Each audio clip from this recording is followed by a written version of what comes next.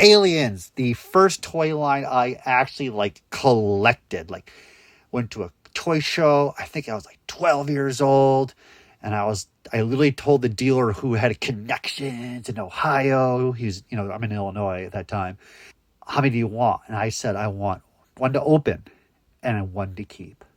Because I was already like collector mentality. So great passion for this line. I mean, I pay buku dollars for more than I should on some of this stuff.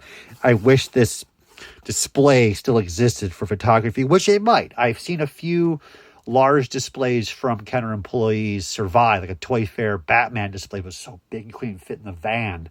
There's a point where it's too big. So we have Alien Queen. This is the first one with a nice big bubble ding increasing. I'll let it go because I should have a really clean sample. I don't know what this one's kicking around here for. Classy Toys R Us sticker. This might have been the ones I bought as a kid. Love it. Lyle, love it.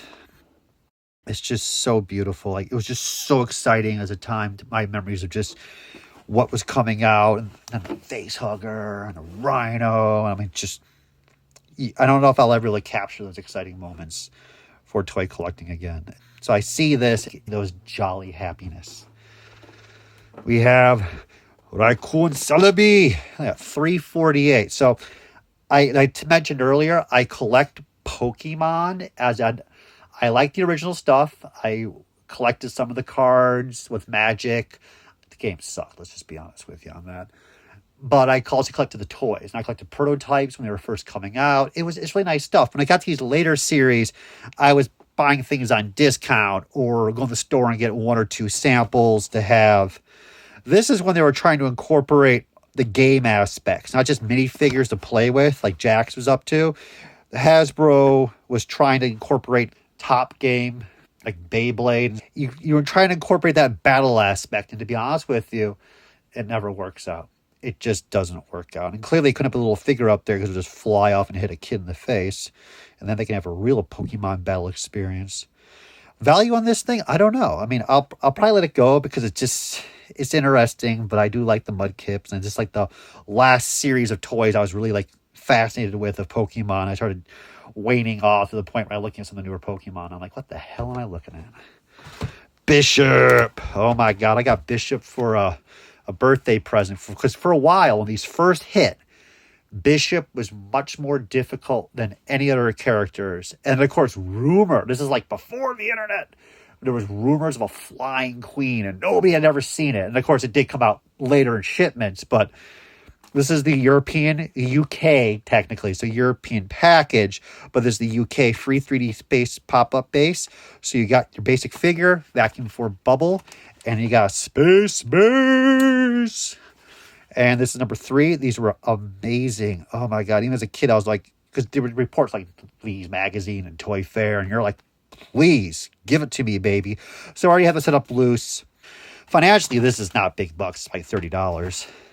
Cool side piece. The space base showcased 2 conceptual aliens, a 3-headed alien and this larger hybrid gorilla alien, which I have to get back to my notes, and it's been a long time since I've looked at. But the conceptual model of the 3-headed did show up, and I did pick that puppy up, and I do own that. Sweet. Well, another one shows up. We have the Queen Face Hugger. It was just a fascinating piece. I loved it when they started going into the see-through clear plastic for the second series of Aliens. It's number 2 zone. But yeah, I don't know what these go for anymore. But it doesn't matter since this is not for sale. But again, as you go through more tubs, I might find all 6 space bases carded, and I'll just let these go then. So we will find out. And here we have Transformers, Predacons Rising. I never watched this series for these things. I was just enjoying buying the toys. These are just a far cry from Titans and all those really wonderfully designed classic G1 characters. Now, I do like my newer characters coming out and new designs. But these were just, they have a more of a, it's not a cheaper feel, but the designs were not as solid of a transformation or unique. So I'd pick this stuff up on clearance at times, and this can just sell off. Like, this is stuff where I'm happy if somebody showed up at a toy show and said, I have all of these loose complete, and I'm blowing them out. Do you want them? I'm like, yeah, it'd be fun to play with those things. But packaged like this, I hope it goes for something. I have no idea. I doubt it does. Probably $15. That'll go. And here we are with Johnny Quest. This series ran for quite some time, was beloved. It was a decent series, but it's never talked about, which is kind of strange if you think about it. You see those YouTube thumbnails, clickbait, where it's like, unknown, forgotten 10 cartoon series of the 80s or 90s. You know what? Funny enough, most of that's junk. It's like, do you remember Tiny Toons or Mummies Alive? I never see Johnny Quest being mentioned. It's just strange. So this line, beautifully done. I like the clear plastic, the cyber aspect to it, versus also the real classic Johnny Quest aspect to it. They're great for toys. And if you guys didn't know, the final series, which is like the Jesse with the cyber horse, I think the Scorpion's on that list too, but not the T-Rex. Absurd may have been unproduced. It's been a little while since I've looked into the line, but there's about 3 or 4 more sets, plus the horse, plus the helicopter, Rex, Scorpion. There we go. Brain fart. Those were actually released a little bit in Europe, a little bit in like Australia, I think a little bit in South Africa, strangely enough. So they're out there. They run about a couple $100 each when they do show up, especially Jesse and the horse.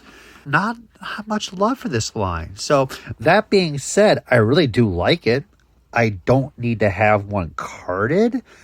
I'll let this piece go so you can pick up some loose ones for pretty cheap. It's still just a lovely piece. But again, we're at that point size-wise. As we go through these tubs, I'm going to suspect I may be keeping more than I want to. Oh, sweet.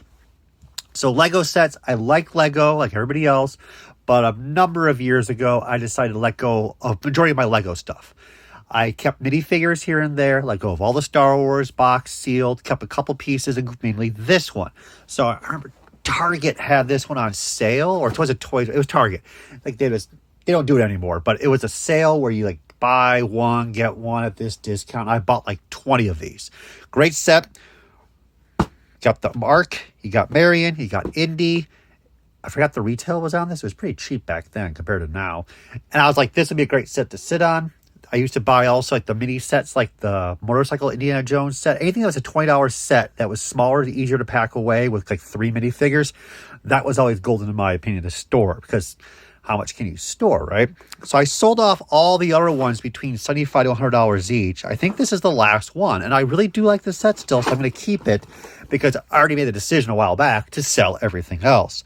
If the 10,000 square foot house showed up, you know, and it's all full of beautiful IKEA display cabinets and everything's clean and magical, yeah, sure, I'll go buy a ton of Indiana Jones and other Lego sets. So we are moving on to, so if you guys know, you know. This is a magical figure. This is the Venom Talks figure from Toy Biz. This was right when talking technology kicked in, and it's pretty good. I don't think it still works.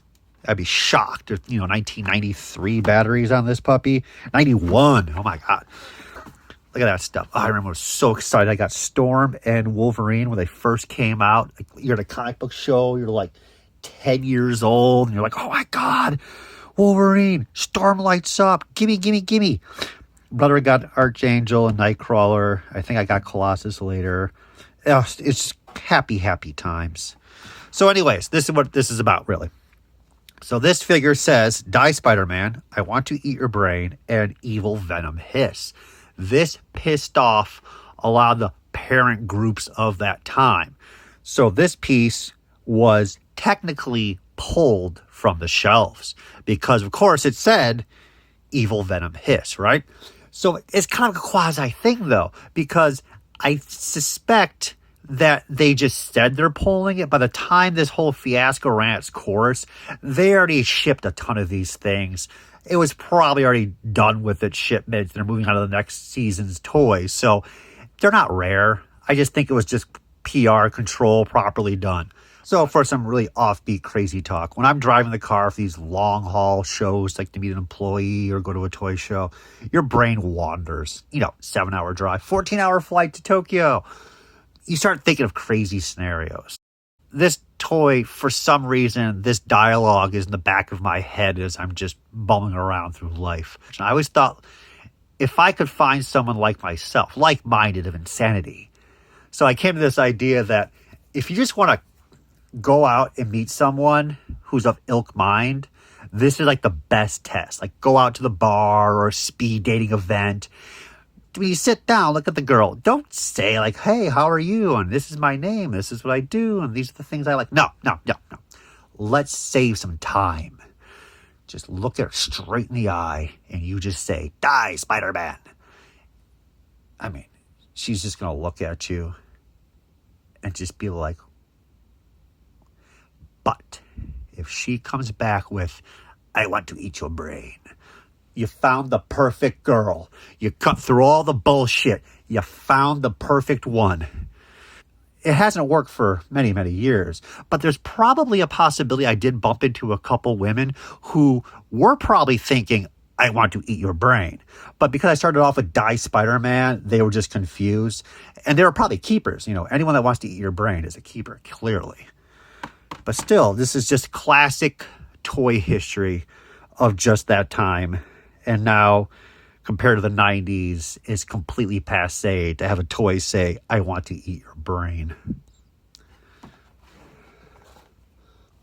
Back to superhero stuff. This market, and Kenner did a glorious job. This is technically Kenner Hasbro at that point. When Hasbro purchased them, got the license, kicked that down. They're a great series. Mission Masters 4, Mission Masters 3, Batman and Robin. Play value was there. Posability, not so much. But that's the craziness. Superhero collectors, the 80s and 90s toys have strong value. Secret Wars, Superpowers, a couple of pieces here and there, sure. But right when you get to the 90s, the Toy Biz stuff has never really increased in value, ever. Because there's still a lot of it on the market, still packaged.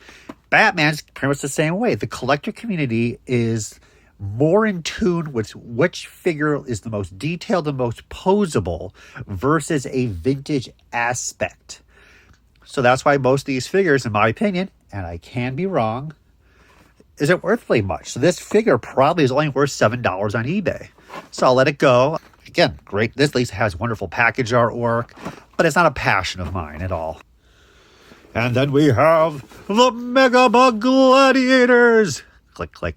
Click, click. This is so 70s of a package because in the 70s, a little bit of the early 80s, they had the kid in the package to show your kids in the toy store like, oh, look at that kid's having a great time. You're going to have a great time just like this kid with this bowl haircut. These were really actually a fascinating line. They are three of them. You can see the scorpion, the dragonfly, and the spider. This is the larger one. This is right when Kenner was getting the money pooled in after Star Wars took off and the smaller company was like rolling in some dough. But they didn't get the Indiana Jones licensed until like a year later. Like they were just testing out creative ideas. And this really is a creative idea. This is a cool giant robotic spider with a little pilot. It's a PVC non-posable. But it's really cool for its time. Like this is neat stuff. Overall, these are very difficult to find. They're not easy. The spider, I think, is up there with the difficultness of being a larger set. But the dragonfly and the scorpion break really easily or fall apart. Anyways, this is going to be a key piece. I'm probably going to guess the market's like 150. This is a box open, but all inserts are in there. And I bought this stuff earlier on at toy shows. You go to a toy show now, you're just not going to find this stuff at all. Nobody pulls these out of the basement anymore. We are past that time frame, people.